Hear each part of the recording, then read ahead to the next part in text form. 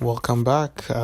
So today I want to touch a little bit about African politics.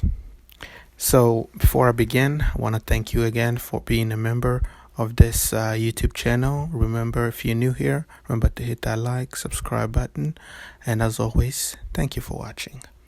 So the reason why I want to talk about African politics is because I want to touch a little bit specifically about why African politics has failed for the African people. Don't get me wrong, there is some successful country in Africa right now, countries that are improving the citizen life, countries that are trying, but trying it's not good enough. Trying is not good enough. We don't other nations don't settle for trying. It's been 60 years since our most African country independence. In those 60 years, we have seen leaders who are not willing to give up power. Why is that? I mean, why is this keep happening to African? Is that means African leaders are more power hungry than anything? I just don't think so. It's because we have this set of mind where we have to believe that African leaders who are in leadership position have a limited time like European country do or Western country do. But if we're putting limit to African presidency, and why is so hard for them to accept that limitation? It's another thing where it's called we have to accuse African leaders before they leave, either of stealing, either of war crime, something to where that president will not stay in the country for so long. It's because we have the mindset that African leaders, whatever other nation accuse of our leaders of doing, they're exactly guilty over that. No matter what. If you look at it, most African presidents are in jails. They go to jails after they serve their terms, or they will be killed or something. Since our independence, it's been like that, repetitive. Every country in Africa has faced this. Most countries in Africa, I think, exception of South Africa. Let's say if Mugabe wasn't old, I think he would have been killed. I think now he's not even free.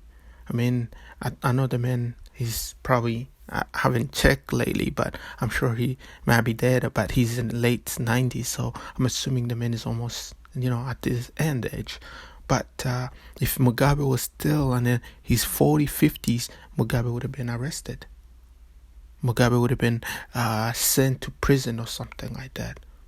Because that's how we tend to put our leaders to the stools and we arrest them. And those leaders could provide a valuable lesson to other leaders who are coming in the country. Those leaders could tell them, look, this is the mistake I made. This is how to avoid it. I don't believe African are we are being left behind because of our stupidity or anything. There is no such a thing. I don't believe every African is smarter than any other Western person out there. The reason is this: we tend to keep our politics in our tribes, which is that thing that is killing Africa to its core. If your African tribes wins, African, you have won. But that's not how it should be, because that's not how politics should work. If a president wins the election, he's there to serve every single citizen of that nation. But we don't put it that way. We tend to put it as a tribe winning. But that's not how it should be. I think one man who quoted better is Patrice Lumumba. I can't remember his quote exactly, but I'm sure something like Forgive me, I just forgot the quote. But what I meant to say is African leaders should not be put in the stools of Western leaders. They should be put in the standard of African leaders, which means is what? Providing for your community and expanding the life of our countrymen. If you are improving your nation, I don't care if you are addicted dictatorship, but if you are improving your nations and you are improving a citizen, each citizen is improving than the one that were there before, I believe you have the right. You have the right to stay as president. That's you might dislike it or not, but I'm telling you, if you are improving the citizens' life, yeah, you have the right to stay as president. But the moment you are starting to fail, let someone else come in. Let someone else come in. You cannot stay president because your idea runs out. Your ideas runs out. No matter how good you are, your idea will run out. So if you serve 10 years as president, I think that's sufficient enough to see your experiment. But if you serve more than that, you're just there for power. You're just there for power. You're just there for power. I mean, if you've been there since 1980 something and your countrymen are improved a little bit, sorry, man. Sorry, president, or sorry, man. You are just failing your nation. You are just failing your nation. It's time for you to go. It's time for you to step down. You cannot be Mugabe for so long, because Mugabe was good for only a few years. Afterwards, he ran out of the idea. The moment you start being scared of other people who are coming out with the new idea, and you start arresting them, you start kicking them out of the country, you are basically putting your country backward. And that's how it happens in most African country. The new leadership start coming in. Instead of embracing them, you start putting them in prison, starting arresting them, starting torturing them, and which will cause what? Cause immigration. People start leaving the nation. Once those great leader leave the nations, those smart people start leaving the nation, then the nation just goes backward. Goes backward.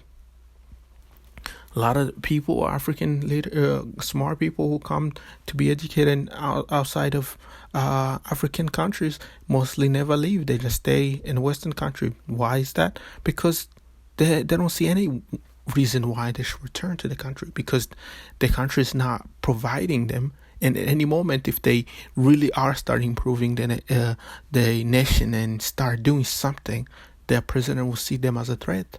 And next thing you know, they'll be arrested. They'll be arrested because of that mentality of saying, if it's not me, it's somebody else, and that somebody else will take my place. Which that leader should not have that mentality, but that's how it is. We African tend to have that mentality. I believe the way we can improve this is, first of all, understand not every leader is a saint. We can never have a saint. There is no such thing as a holy president. They have their sin, but we have to understand that. We have to let them give advice to the new leadership that is coming in. Let them stay in the country. If it requires forgiveness, there is some forgiveness. But let's say if they are committing war crimes and they have good evidence to it, yes, that person deserves to go to prison. But you got to understand, there's some leaderships, even if they are in prison, you could study them, you could ask for advice, they'll give you advice. But not the killing advice, but, the improving advice. So that was the topic I wanted to touch by today. And I wanted to thank you for watching again. And as always, thank you for hitting that subscribe button. And